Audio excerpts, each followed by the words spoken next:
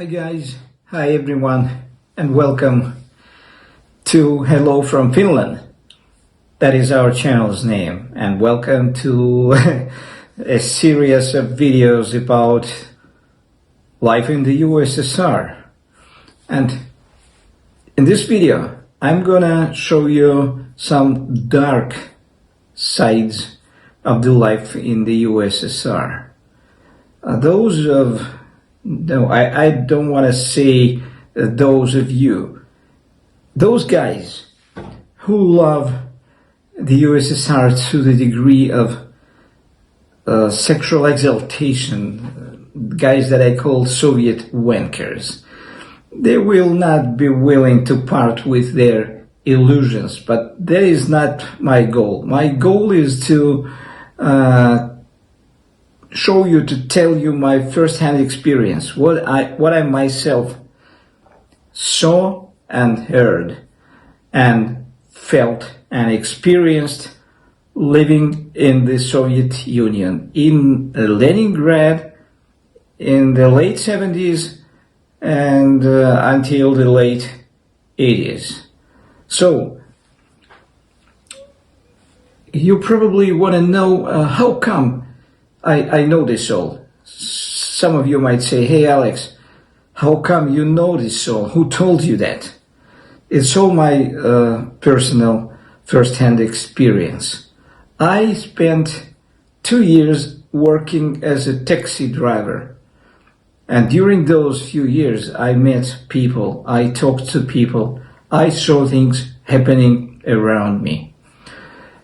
For another 2 years, I worked as a baggage man, not bellhop, but we called it, the official description of the job was baggage man in one of the biggest, not in one of the biggest, in the biggest hotel in Leningrad back then at the time, Hotel Pribaltiska. So all that I'm telling you in this video, I repeat, I saw it all, I heard it all, I felt it all. So let's start, let's get going. And the first topic, this series within a series, I'd like to call it, as I said, dark sides of the Soviet life. So they will be divided in 3 groups: black market, prostitution, and crime. Today in this video, I want to tell you about black market in Leningrad in the 80s. So let's get started. Life in Leningrad and life in provincial villages and small towns of the Soviet Union was very much different. As I already mentioned in one of my videos, Moscow and Leningrad were places frequented by foreign tourists. Foreign tourism was popular in Moscow and St. Petersburg. So, young people, not only young people, but younger people, younger generation in Leningrad, everybody was dreaming about having good clothes, Levi's, Wrangler and Lee jeans, American sneakers like Nike, New Balance, and so on. And those items then were not available from shops and stores of Leningrad. You only could buy them from foreign tourists, buy or trade. And foreign tourists brought those items. Some brought them especially for sale, like Italians. Italians very well knew that jeans and other clothes, Western clothes, were in high demand in the Soviet Union, and you bring a pair of jeans, sell it for over 100 rubles, and then you can eat and drink and enjoy yourself for a couple of days. You could feel yourself like a king for a couple of days if you sold just one pair of jeans. And Finnish tourists from Finland, who often called themselves vodka tourists, they came to Leningrad on weekends, and their The main purpose of, of their visits to Leningrad was to drink cheap alcohol. And they brought jeans, shoes, sneakers, pullovers, and all kinds of clothes. You know, and it was the same story. You sell a couple of pieces of clothes and you're a king in Leningrad. You can drink, eat like a king, and buy prostitutes. So, but in contrast to Finns and Italians, Americans did not come to Leningrad to, to sell a pair of jeans or a couple of t-shirts. They really came to enjoy, to get to know something about the Soviet Union. There were two types of Americans that visited the Soviet Union and Leningrad, where I lived. Rich Americans who could afford to buy a tour to the Soviet Union. Normally this tour included Moscow and Leningrad, and university students whose trips were probably, I don't know, but I might suggest they were sponsored by their universities. So, and older people, older Americans, they didn't bring anything to trade, to sell, but younger people, students, they were interested to buy, for example, to get Soviet university t-shirts. But Soviet universities didn't have any t-shirts, they did not exist, you know, and so young Americans were greatly disappointed. But smart black marketers offered them, for example, KGB t-shirts. KGB t-shirts did not exist, but smart people, inventive, creative people, they created them. They just bought white t-shirts from ordinary Soviet stores, and some painters or skilled painters, they turned them into KGB t-shirts with sword and shield and three letters, KGB.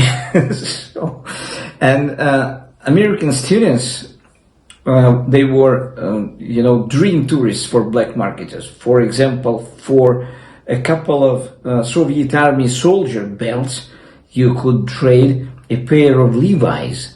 For a couple of fur hats, a pair of Levi's, or American t-shirts, sneakers, and for those painted wooden or wood boxes like Fedoskina and Palek, they were in high demand. Even older Americans wanted a Palek or Fedoskina.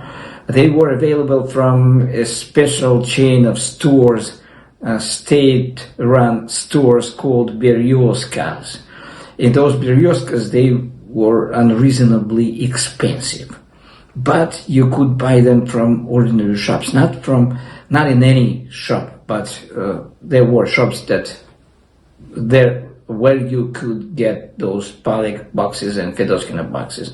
And for a Palek box, you could trade several pairs of Levi's, or you could sell it for $100. So, as for currency, exchanging currency was a crime. It was the most serious crime in the black market section, Official exchange rate was 0.69 rubles for $1. The black market course in hotels and on the street was 3 rubles, but you could sell dollars to Polish tourists for 5-6 rubles a dollar. That is what concerns currency. And the punishment was if you got caught buying or selling foreign currency, you could go to prison for a minimum 3 years, and maximum you could be executed by shooting squad.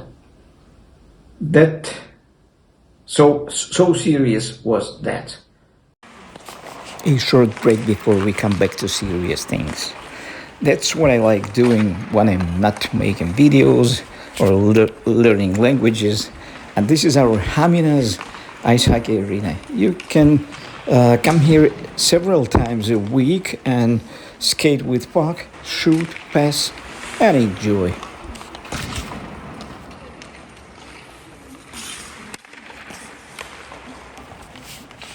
I usually come here 2 or 3 times a week for training and once a week for playing the game.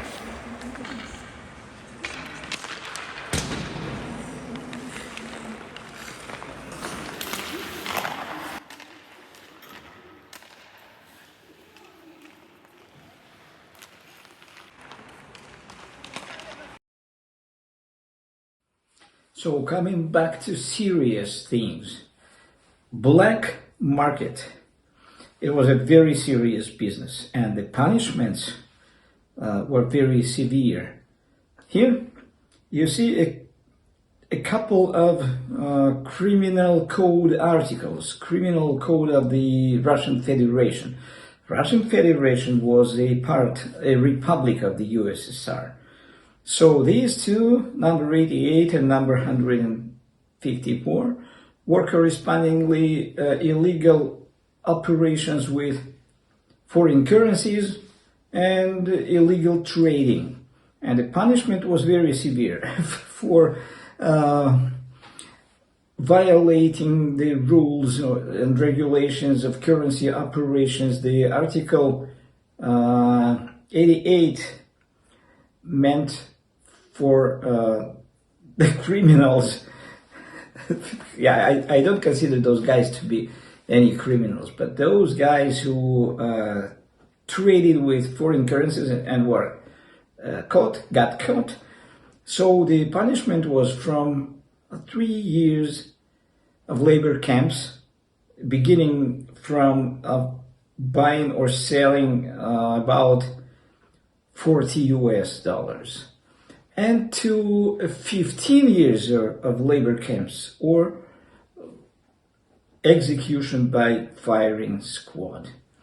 So those black marketeers were very brave, reckless. They were daredevils, risking so much, risking their freedom and life.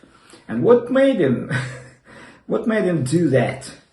I was born in Leningrad, and living in Leningrad or in provincial Soviet Union, it was two different things. The difference was huge. We young people who were born in Leningrad, from a very early age, we saw foreign tourists, Finnish, Swedish, and German travel buses, very beautifully painted, much different than dull and boring Soviet buses, like the entire Soviet life. Soviet life was dull and boring. And we wanted to have good clothes. We wanted to listen to good music. We were dreaming about having vinyl discs by the Beatles, the Rolling Stones, hard rock like Black Sabbath, Deep Purple, Led Zeppelin, and so on. And you could not get it in Soviet shops and stores. So black marketers, they had to run risks. So let's wrap it up for this part of the black market.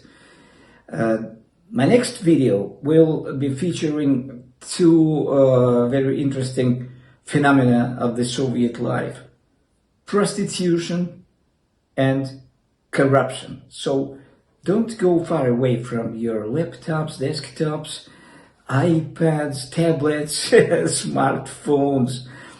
I hope to see you here again, and hello from Finland. I hope this information, this video was informative and interesting for you. And Soviet wankers, the guys who love the Soviet Union to a degree of sexual exaltation, please forgive me for revealing the truth, Anyway, so thanks so much for watching this video, and vote for it with your likes, dislikes, complimentary comments and nasty comments. And thanks again. Thank you so much.